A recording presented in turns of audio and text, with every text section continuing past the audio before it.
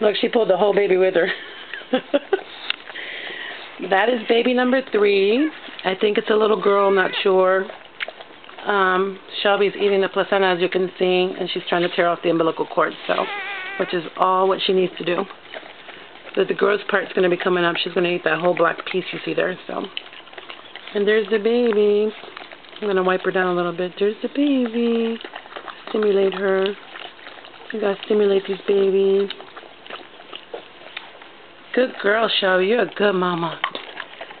So 3 down, 2 or possibly 3 more to go. So keep crossing my fingers, and I'll keep doing more videos as they come.